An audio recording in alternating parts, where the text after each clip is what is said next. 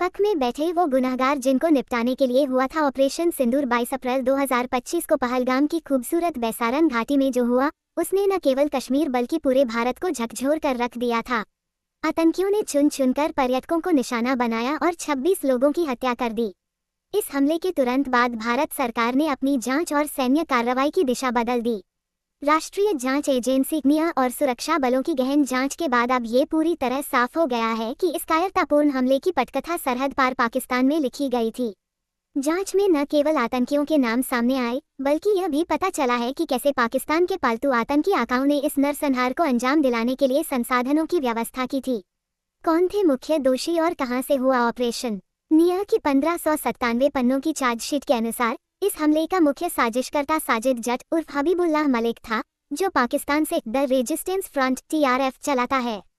TRF असल में Lashkar-e-Taiba (LET) का ही एक प्रॉक्सी संगठन है। हमले को जमीन पर अंजाम देने वाले 3 मुख्य आतंकी पाकिस्तानी नागरिक थे: फैसल जट उर्फ सुलेमान शाह, हबीब ताहिर उर्फ जिब्रान और हमजा अफगानी।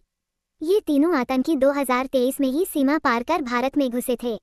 लंबे समय से कश्मीर के जंगलों में छिपे हुए थे। इन्हें मुजफ्फराबाद और कराची में बैठे आकाओं से ultra high frequency UHF wireless set के जरिए निर्देश मिल रहे थे, जिन्हें ट्रैक करना बेहद मुश्किल होता है। हाफिज सईद और मसूद अजहर की भूमिका। भारत सरकार और सुरक्षा एजेंसियों ने स्पष्ट किया है कि भले ही हमले की जिम्मेदारी TRF ने ली हो, लेकिन इसकी जड़ें हाफिज सईद, लश्कर-ए-तैयबा और मसूद अजहर जैश-ए-मोहम्मद के संगठनों से जुड़ी हैं। निया की चार्जशीट में हाफिज सईद को इस पूरी साजिश के पीछे का मुख्य वैचारिक और रणनीतिक पिलर माना गया है। जांच में पाया गया कि हमले से कुछ दिन पहले पाकिस्तान के रावलकोट में एक रैली हुई थी, जिसमें लश्कर और जैश के शीर्ष कमांडरों ने हिस्सा लिया था। भारत के खिलाफ सेलेक्टिव किलिंग का निर्देश दिया था।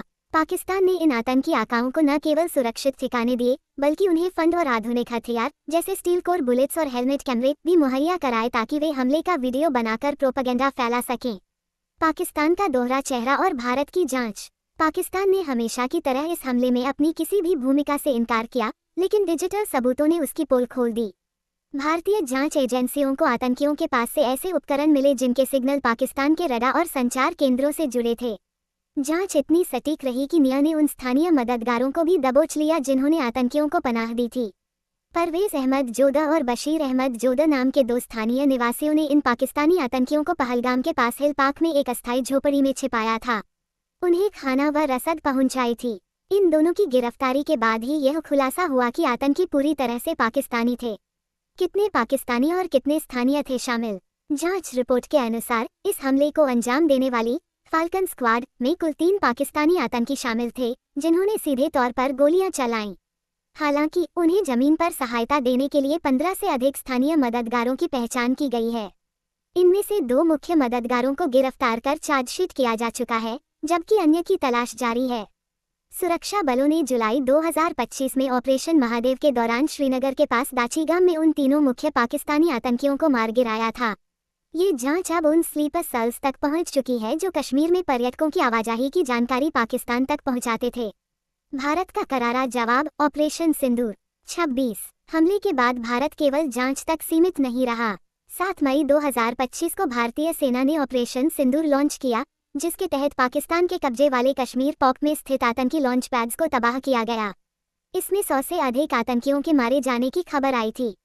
इसके साथ ही भारत ने पाकिस्तान पर कूटनीतिक दबाव बनाने के लिए सिंधु जल संधि को निलंबित करने जैसा ऐतिहासिक कदम उठाया। आज स्थिति यह है कि सुरक्षा एजेंसियां न केवल आतंकियों को खत्म कर रही हैं, बल्कि उनके मददगारों और फंड देने वालों को नेस्तनाबूद करने के लिए टेरर फ्री कश्मीर मिशन पर काम कर रही हैं।